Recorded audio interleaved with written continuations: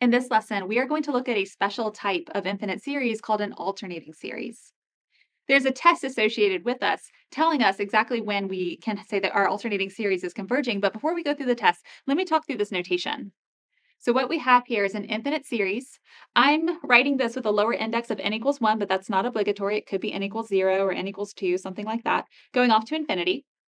And then what you look for when you're trying to recognize an alternating series is this -1 to the n expression.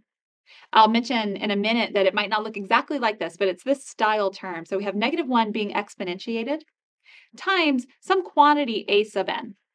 If I start expanding this, given that my first index is n equals 1, when I plug 1 in for n, I get -1 to the 1 times a1. Overall, that's negative a1. But then when I plug in n equals 2, we have -1 squared times a2. So the next term in the sum is plus a2. But then -1 gets cubed times a3. So then our next term is minus a3, then plus a4. And it continues in this way. So you can see this -1 expression is giving us alternating signs so that we have negative, positive, negative, positive, negative. It's not important that we start with a negative term. It could be a1 minus a2 plus a3 minus a4. That's also an alternating series.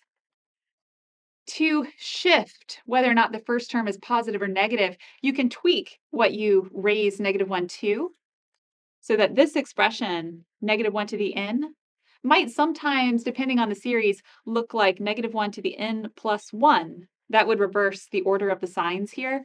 Or equivalently, it could be -1 to the n minus 1. That would also have the same effect of changing how we start.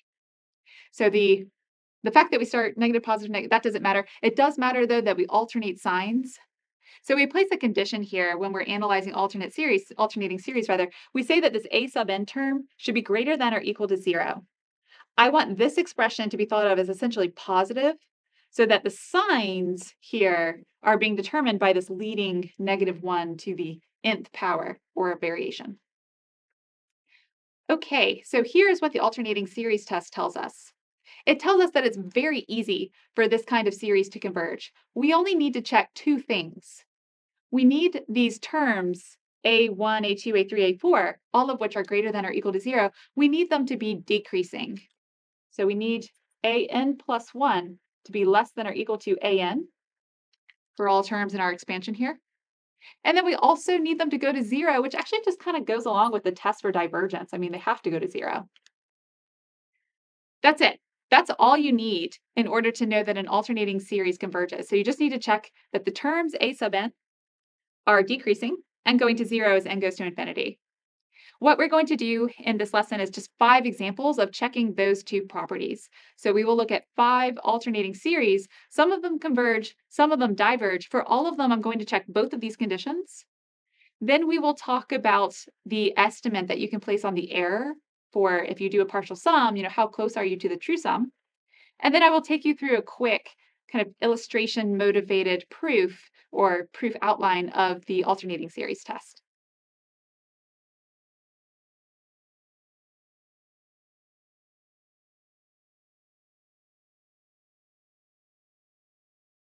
Here's our reverse example of an alternating series.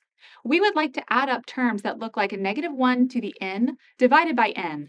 We could write this as the sum from n equals 1 to infinity of -1 to the n times the quantity 1 over n. So written this way, the -1 to the n out front, that's our alternating piece. That's what's going to give us the switch in the signs. And then 1 over n is what we were calling a sub n on the opening slide. So you could call this the alternating harmonic series because it alternates, but this piece right here, the a sub n, looks like the harmonic series. Let me write out the first few terms. So in n equals 1, this is going to be -1 times 1. But then when n equals 2, -1 squared is just 1. So to this -1, we will add a half, but then we will subtract a third. Then we will add a fourth, then subtract, and we keep going in that way. We saw earlier that the harmonic series diverges, but the alternating harmonic series converges. So we need to check two things, and in most of this lesson's examples, I will check both conditions even when they are obvious, just so that you see the mechanics of how to do these checks. So the first thing I want to check is that the sequence is decreasing.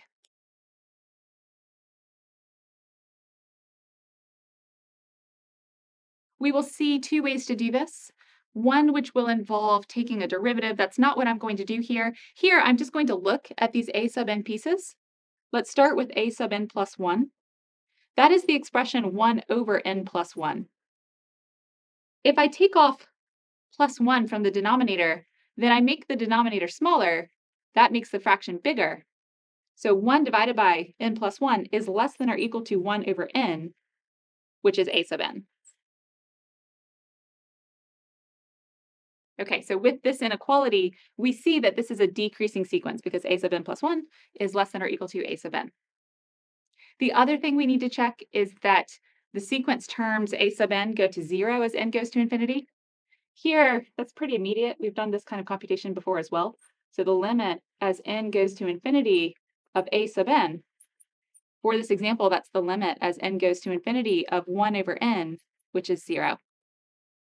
That is it. We are done with the conditions that we need to check to verify that this alternating series converges according to the alternating series test. So you can see the conditions that we impose on this kind of series are pretty simple. It's just two checks. So we conclude that this converges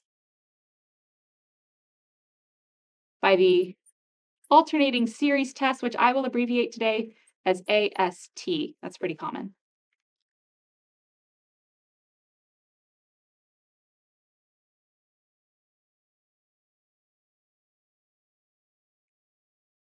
In this example, we would like to add up terms of the form -1 to the n minus 1 times 5n cubed minus 2 divided by n cubed minus 1. We're starting our series with a lower index of 2 because if you plugged in 1, the series wouldn't exist. So we're going to start with n equals 2.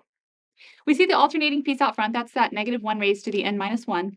And then this rational expression here, 5n cubed minus 2 divided by n cubed minus 1. These are the terms a sub n. We're going to open this lesson with 5 examples. We're on example 2. We just saw example 1 with the alternating harmonic series. And for all 5, I would like to test both conditions, even if it seems obvious what's going to happen. So if you think, hey, there's a shortcut here, I want to give you 10 total verifications of those two conditions just so that we have a lot of practice. So the first thing I'm going to do is test that these terms, a sub n, are monotone decreasing. Here's one way to do that.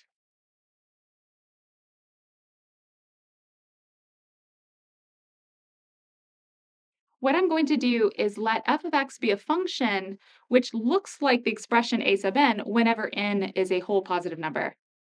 So let's let f of x be the rational function 5x cubed minus 2 divided by x cubed minus 1. The reason why I've switched from sequence-looking terms to this function is because I can differentiate this with respect to x. If I want to know if my sequence is decreasing, it would suffice if I knew that this function had a negative derivative. That would tell me that this was a decreasing function, so it'd be pulling the sequence terms down with it. So what is f prime of x? It's just quotient rule. So low d high is going to be x cubed minus 1 times 15x squared minus high d low, so minus 5x cubed minus 2 times 3x squared, all over x cubed minus 1 squared.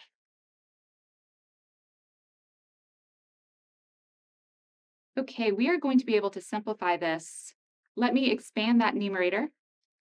Not going to expand the denominator. I want to leave that as a perfect square. So for my numerator, we will have 15x to the 5th minus 15x squared minus 15x to the 5th, and then a total of plus 6x squared.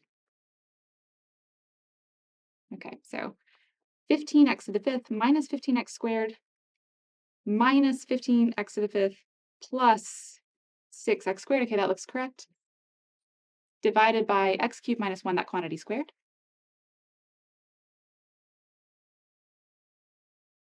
We see some cancellations. So these 15x to the fifth terms will cancel. I want to point out something here, which is that whenever you do the quotient rule, the denominator is something squared. So this denominator for the domain from 2 to infinity is positive, which means that the sign of this derivative comes from the sign of the numerator. Now, if you look at the numerator, this is going to be negative 15x squared plus 6x squared, so that's negative 9x squared divided by x cubed minus 1 squared. You can kind of forget about the denominator in this sort of analysis. I just want to focus on this numerator. When x is greater than or equal to 2, so when n is greater than or equal to 2, this is negative. In fact, it's always negative. Well, when x is 0, I guess it's 0. But otherwise, it's negative because we have a perfect square times negative 9. So that tells me that this derivative is negative for all of our terms, or rather for the domain where our terms live. So since this function is decreasing, the sequence is decreasing. Okay, so it matches that condition. This test is something that you can try if you want to gauge if your terms are decreasing. And again, if you have some kind of quotient, keep in mind that with the quotient rule, when you differentiate, the denominator is a squared term. So the sign of a quotient in this case would come from the numerator. Now let's check if this term, this family of terms a sub n, goes to 0 as n goes to infinity. You may have seen this as soon as you saw the series, but what's the limit as n goes to infinity of 5n, wrote x, 5n cubed minus 2 divided by n cubed minus 1. This is a rational expression where the numerator and denominator have the same highest power. So that means that this limit is the quotient of their coefficients. It's 5. It's not 0. In fact, not even viewed as an alternating series, this series fails the test for divergence, because here we have a series which is not going to 0. The terms are not going to 0. And here it's failing the test for divergence. It's also failing the alternating series test. This diverges.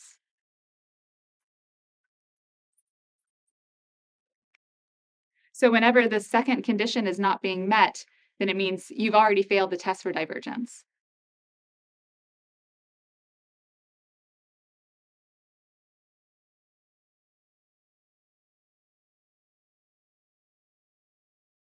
In this example, we would like to add up the series of terms that look like negative 1 to the n times n divided by 3n squared minus 1. When I plug in n equals 0, the first term is 0, so we can actually ignore that. And then we could add up this series from n equals 1 onwards. The two questions we want to answer are, is this sequence of terms, so if I look at this n divided by 3n squared minus 1, does that expression decrease as n goes to infinity? And does it decrease to 0? So let's do both of these checks. For the first one, to check if these terms a sub n are monotone decreasing, again, I'm going to switch to a function so that I can take a derivative. So let f of x be the rational function x divided by 3x squared minus 1. Let's compute its derivative. F prime of x is low d high, so that's 3x squared minus 1 times 1. Minus high d low is minus x times 6x divided by low low. So that's the quantity 3x squared minus 1 squared.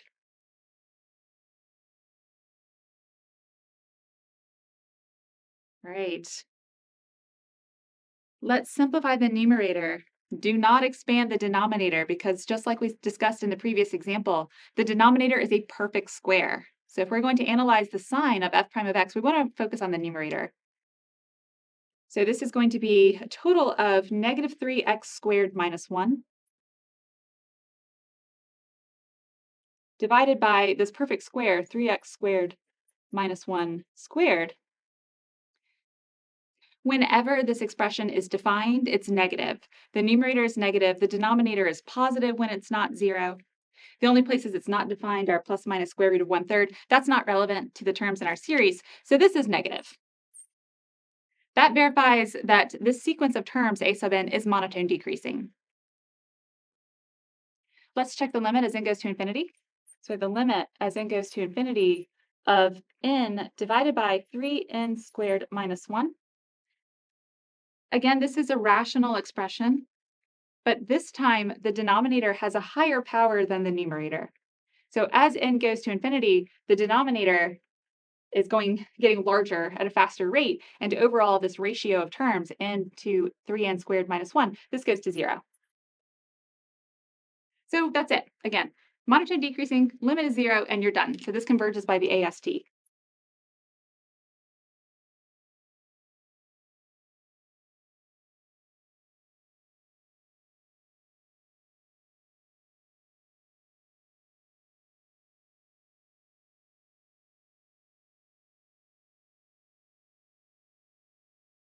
In this example, we have the alternating series of terms that look like -1 to the n plus 1 times the sine of 1 over n.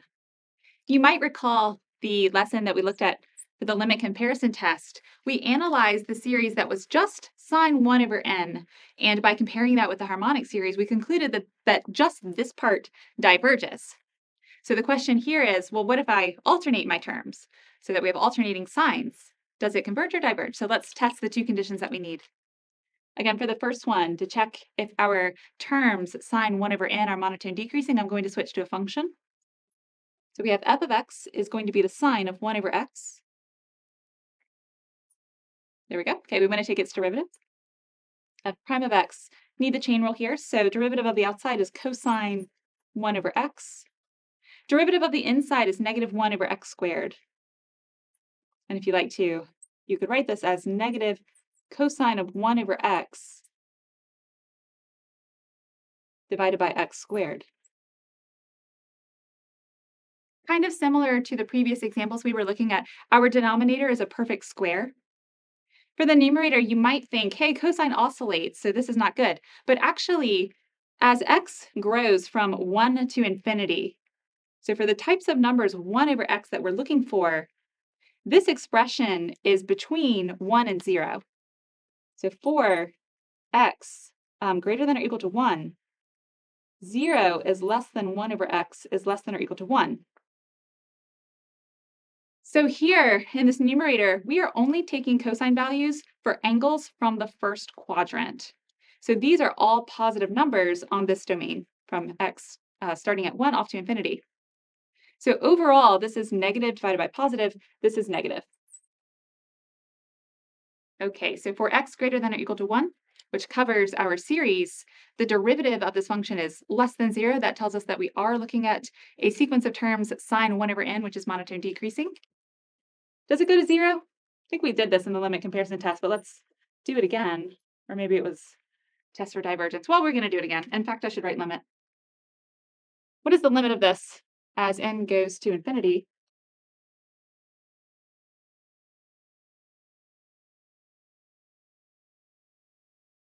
Well, as n goes to infinity, 1 over n goes to 0. Sine is a continuous function. Sine of 0 is 0. So this goes to 0. So the series of terms that look like sine of 1 over n diverged. But when we alternate it, so when we throw in this -1 to the n plus 1 in front, then we do converge. So this converges by the alternating series test.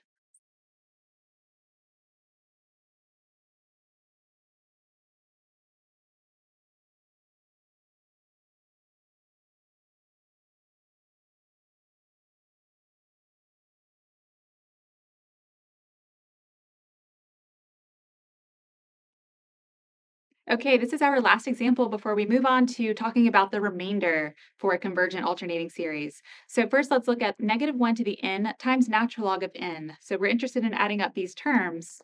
Again, the natural log of n is the expression that we need to analyze. I'm going to do both tests, even if you immediately jump to the right conclusion. So for the first test, let's check if this is decreasing. So what is f of x? In this case, it's just going to be natural log of x. Take the derivative. F prime of x is 1 over x, which is greater than 0 for x greater than or equal to 1, which covers the domain for our series.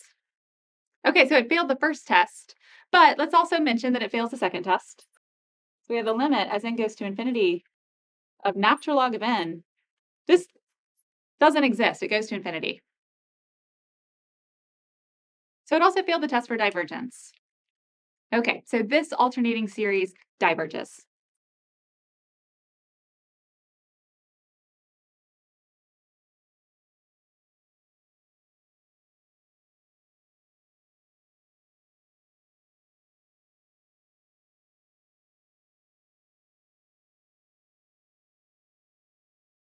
Suppose we have a convergent alternating series. In most cases, we won't be able to say what the true sum of such a series is. So instead, what we do is we look at the sequence of partial sums. In the usual way, let me denote the nth partial sum as S sub n. That means it's the sum of the first n terms in our alternating series. If you want to write this with sigma notation, be careful because you might end up overusing the letter n here. So whereas I usually index series starting with n equals 1, here I'm going to switch to k because n is the index for my partial sums, whereas k is going to index through these terms. Okay, all that to say that my nth partial sum is going to be the sum from k equals 1 through k equals n of -1 to the k a sub k. If you write that out, it's just the first n terms. With my -1, the way it's currently set up, that's going to look like negative a1 plus a2 all the way through -1 to the n times a sub n. How good is the nth partial sum? That's the question that we want to answer now. To look at this, I would like to give you an illustration of where the sequence of partial sums is situated on the number line. So here's the number line, and before I've added anything, I'm going to start at 0. So we start with 0, and then we're going to start adding and subtracting from it. We have our first 6 terms here, which I'm going to use to generate a picture of the partial sums. For a convergent alternating series, we're assuming that these terms are monotone decreasing. So a1 is greater than or equal to a2, is greater than or equal to a3, etc. With the series, the way I've written it, our first number that we add to 0 is going to be negative. So I'm going to say negative a1 gives me my first partial sum. If I was looking at something like -1 to the k plus 1, my first step would be a positive addition to 0. It's going to be a different picture, but basically just the reflection. So I'm going to work through the argument for this particular series, but hopefully it's clear how you would adjust this illustration if the series started with a positive number first. Okay, so let's get going. What I would like to do now is plot the first partial sum. That means I want to plot negative a1. What we're going to do is take a step to the left of 0 of size a1. That lands us on negative a1, which is our first partial sum, s sub 1. Okay, not too interesting yet. From s1, we want to add the number a2 in order to generate the second partial sum. So from this partial sum, let me step to the right of size a2 with a step of size a2.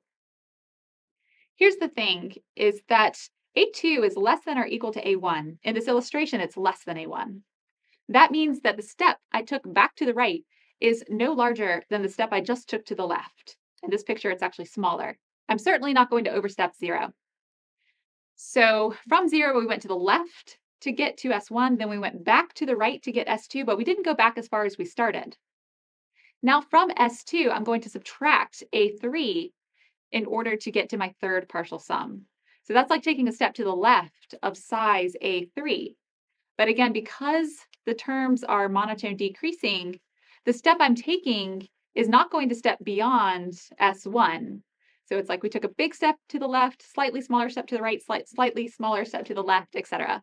So let's step back to the right to form the fourth partial sum. That means stepping with size A4 less than or equal to A3. Then we step back to the left to get to the fifth partial sum. Now we step back to the right to get the sixth partial sum, S sub 6. And what you can probably deduce looking at this graphic is that the true sum of the series is somewhere where I've put these dot, dot, dots. So it's kind of like we're overshooting it to the left, and then correcting a bit to the right, then correcting a bit to the left. We're basically zooming in on where the sum actually lives. So let's now create an estimate for the size of the error separating any partial sum from the true sum of the series. So let S be the sum of the series.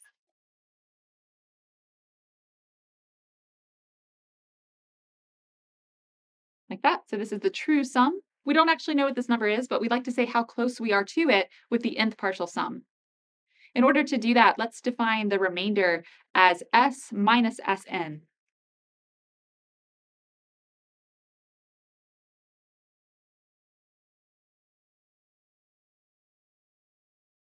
This is the remainder. Let me add R6 to this graphic. So if I imagine where S is, I'm just going to place it somewhere on the number line. The distance between S6 and the true sum of the series is like the absolute value of Rn.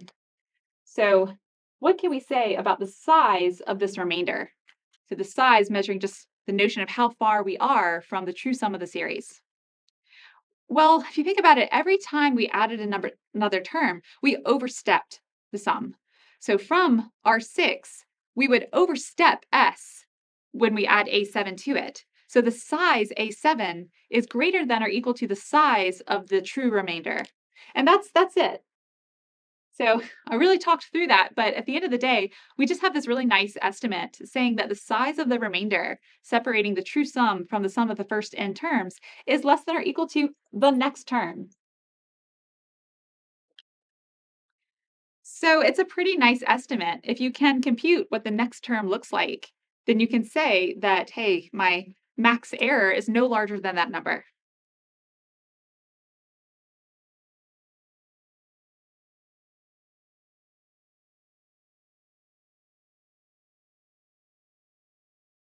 Let's work through an example using that bound that we just replaced on the remainder for the nth partial sum of a convergent alternating series. So here's the example from example 3 that we already saw converged.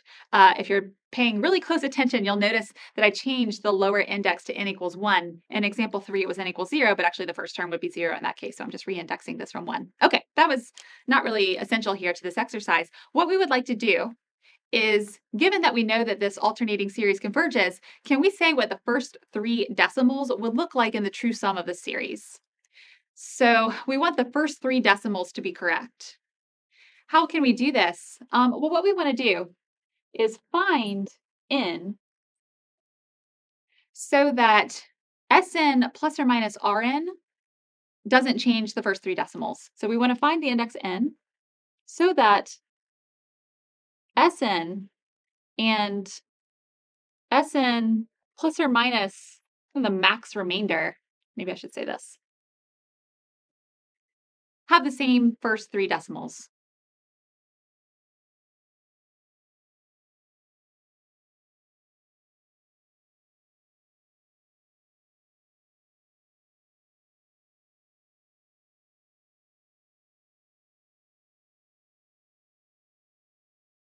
Okay, so let me explain why this is what we want.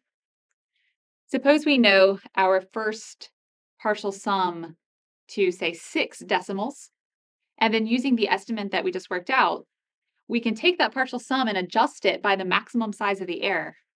If we realize that after adjustment, the first 3 decimals don't change, then we know the first 3 decimals of our true sum. So how can we do this? Well, we want the error to be small enough that it's unlikely that the first 3 decimals would be affected. So we want the size of Rn to be less than or equal to a number which is unlikely to affect the first 3 decimals. You could try 0.0001. That way the first 3 decimals were 0 and the fourth one was only 1. I'm going to do 0.0003 and then assess it.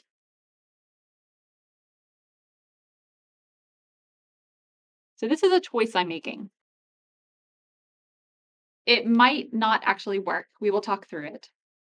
But the idea is that if the error is no larger than 0.0003, then if I know the partial sum corresponding to this error size, if these 3 decimals are unaffected when I make a sort of worst case adjustment with this 3 in the fourth decimal place, then it means that we have the first 3 decimals in our sum.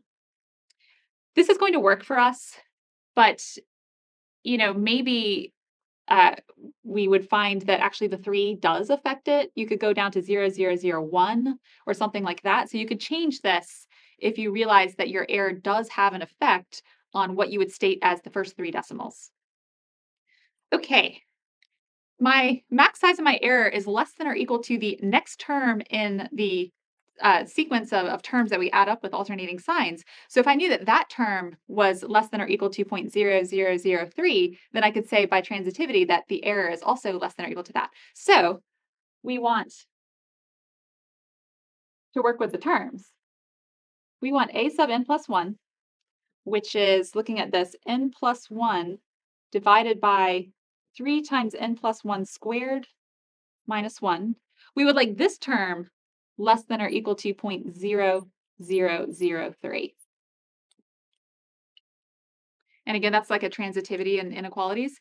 If this is less than this and this is less than this, then the max error is less than or equal to 0.0003. Okay, I'm going to do some adjustments here for computational simplicity. The n plus 1s are just overcomplicating this expression. Everywhere I have n plus 1, let me just write k, and we'll know that k is n plus 1, but it will make this a little bit easier to solve, just fewer terms to work with. And then 0.0003 is 3 over 10,000. So let me write this now a little differently. Let k equal n plus 1. What I want to solve is k over 3k squared minus 1. This looks a little cleaner that way. Is less than or equal to 3 over 10,000. Okay, I'm going to continue over here. Let's cross multiply, and I'm also going to put everything on the right at the same time. So I'm going to do 2 algebra steps in one, but hopefully this isn't too hard to follow. So I'll have 9k squared. Actually, I'm going to have 0 is less than or equal to 9k squared. This would have been 10,000k, but I'm going to bring it over.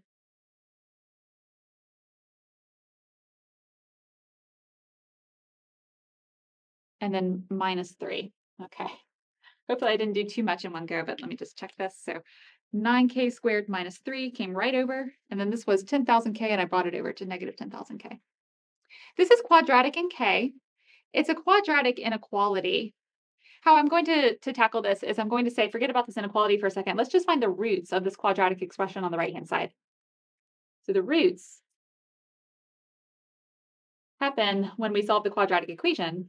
So that's k equals 10,000 plus or minus the square root of 10,000 squared is 10 to the 8th. So to be concise, I'll write 10 to the 8th. Minus 4 times negative 3 times 9 is plus 108. Is that right? 12 times, yeah. All over 2 times 9 is 18. Let me say something about this number, and then I'll give you a moment to copy down, and I'll step aside so that you can clearly see everything. 10 to the 8th is a really large number. Adding 108 to it doesn't do much. The number of this magnitude is much larger than the magnitude of 108 in terms of, who's important inside of the square root.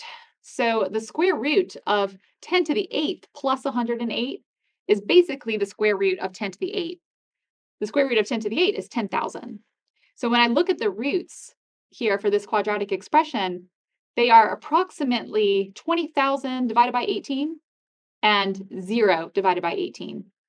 In fact, because this number is slightly larger than 10,000, one of the roots is negative. It's 10,000 minus something slightly larger than 10,000. Okay, so the root that we need is the one which is approximately 20,000 divided by 18. Let me step aside for a second so that you can have a moment with this computation, and then we will put it all together and estimate the first 3 decimals for this converging alternating series.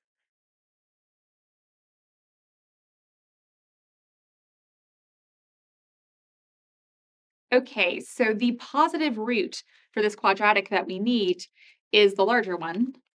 So the positive root, and it's approximately 20,000 divided by 18. In fact, if you do exactly this number, it starts 1111.1, then it has a little variation. To guarantee that your error is smaller than what you set it up to be, you need to round up. We need to play it on the safe side. So let's round this up. And then at the same time, I'm going to switch from k back to n plus 1. So you can see that by switching to k, we didn't have to have quite so complicated of a simplification here. But now that we've got what k is, let's go back to n plus 1. We can say that n plus 1 should be 1,112. Okay, so round up to guarantee that your error is small enough. That means n is 1,111. So we want to take the 1,111th partial sum and see if with this size error, the first 3 decimal places are preserved. Okay, so consider, and I hope you have a lot of free time right now to do this partial sum, but let's add up together. Just kidding, I did it in a computer. The first 1,111 terms of this converging series, so that's going to be going from k, I don't know, k is fine. K equals 1 up to 1, 1, 1, 1. Negative 1 to the k. What even is the series? K over 3k squared minus 1. I hope it's not confusing that I'm using k again, but I'm just saying index through the first 1,111 terms in this series. Obviously, you don't do this by hand. I did this in a computer. And what I got, let me write it out. Obviously, have it written down. It's negative 0.385. Those are the first 3 decimals, but I want to go farther. 793 dot, dot, dot. Okay, that's what I got when I did this partial sum in a computer.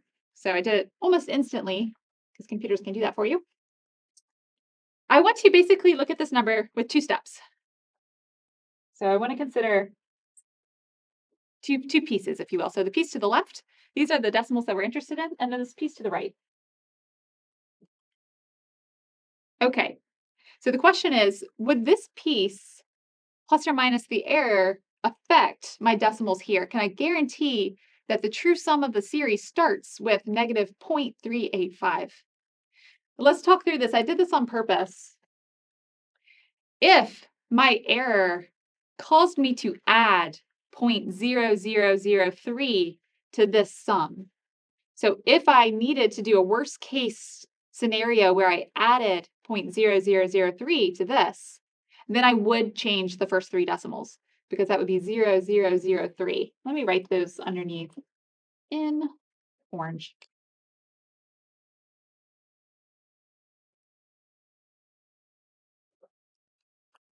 I said add, I think, but that was a little bit misleading here. This number is negative. I meant if I added 3 to the 7 here, that would really be a question of subtracting.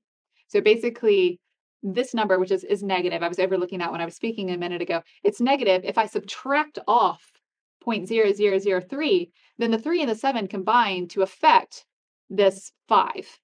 Okay. However, this series has the same sign configuration as in the illustration that we looked at a few minutes ago, where odd partial sums stepped to the left and even partial sums stepped to the right. This is an odd partial sum. So that means if I draw the number line, we are here. Here's 0. We've just stepped to the left some amount, not from 0. So imagine I kept doing those arrows like we did a minute ago, and, we stepped to the left to get to this partial sum. That means that our next step is to the right. So our next step would take us back to the right, say that amount, to get to S1112, which places the true sum of our series somewhere between these numbers. I am almost out of room, but what I want to say here, I guess I can squeeze it on in this diagram, is that the true sum is less than or equal to S1111 plus this number. We are here saying plus is correct because I have this leading negative here. So if this is negative 0.3857 dot, dot, dot, S of 12 would be, say, less than or equal to, I'm losing the plot here, but see the 7, as a worst case scenario, I would add, or I would subtract to get to negative 0.3854. Okay, so that's what I'm trying to say is, I can squeeze it down here. Here's the correct statement. S sub 1, 1, 1, 1 is less than or equal to the true sum of the series is less than or equal to S sub 1, 1, 1, 1 plus this number. Okay, let me get rid of this. It's a little bit misleading.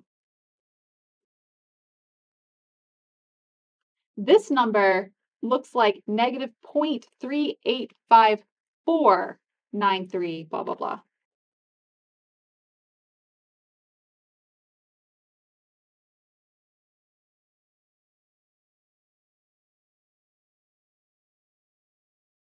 Okay. So that means that the first three digits of the true sum of the series are indeed 0.385. So this is correct.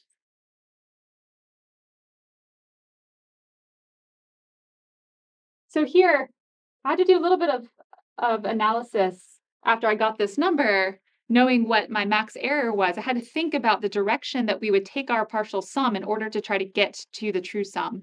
And here, because of the sense of direction moving us this way from 7 to 4, that meant that our first three decimals were correct.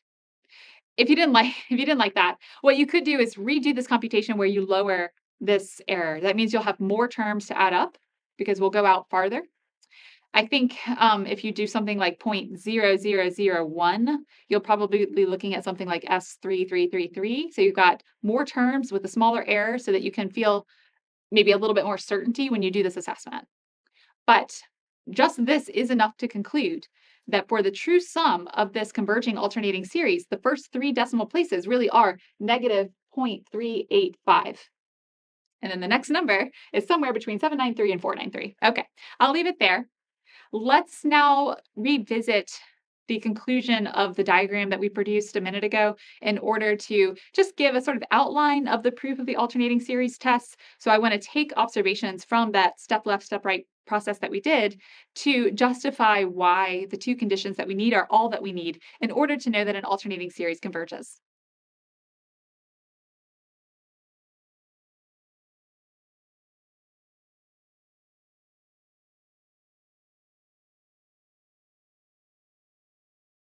Let me give you an outline of the proof for the alternating series test. So I'm going to base this proof on this picture, and I'm not going to justify every claim. I'm going to really refer to this picture, but you could make everything I write down rigorous, and you could also handle the case in a similar way where the first step that we took was to the right. Okay, so the first observation I want to make is that all of the partial sums are bounded.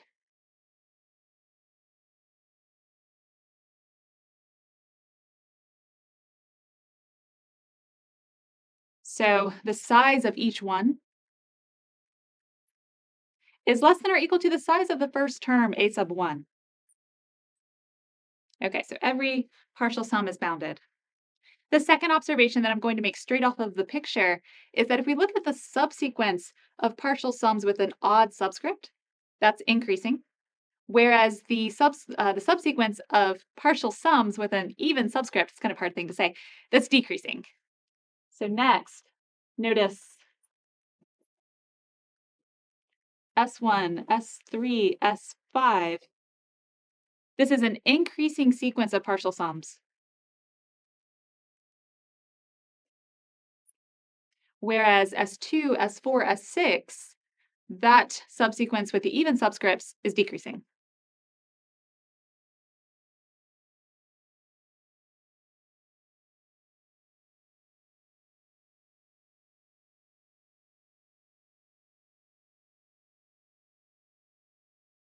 Each one of these subsequences I've now identified is bounded and monotone.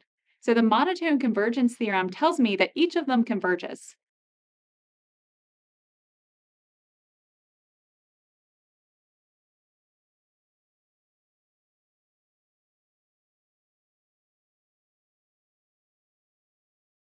Okay, let me just pause for a second there and let you digest this.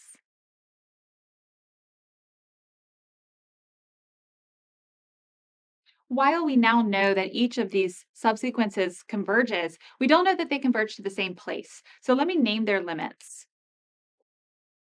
Let's let this one which I will denote S sub 2n minus 1. So when n equals 1, it's S1. Then when n equals 2, it's S3.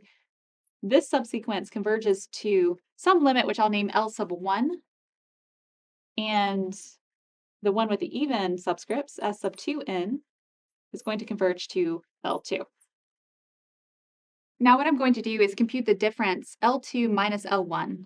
So let's notice that L2 minus L1, each of these numbers can be thought of as a limit. So I can say that this is the limit as n goes to infinity of S sub 2n minus S sub 2n minus 1.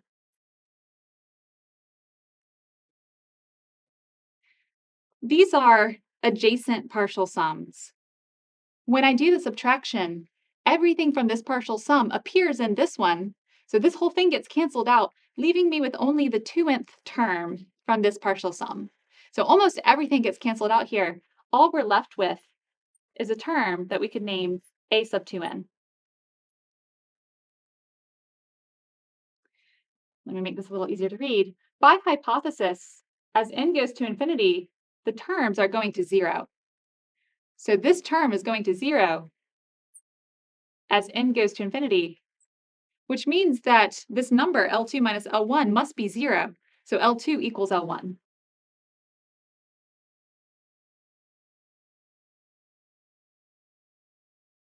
Okay, that might be enough to convince you, but let me just say the rest of it out loud. What the fact that each of these individually converge to the same limit means is that there's some threshold index beyond which all subscripts are suitably close to the shared limit. So that actually covers every partial sum. So if we go out far enough in our subscripts, all partial sums are suitably close to the shared limit. So all partial sums converge to the same number. L1 equals L2 equals, let me just call it the sum of the series. So since S is now like a shared limit for all partial sums, S must be the true sum of this infinite alternating series.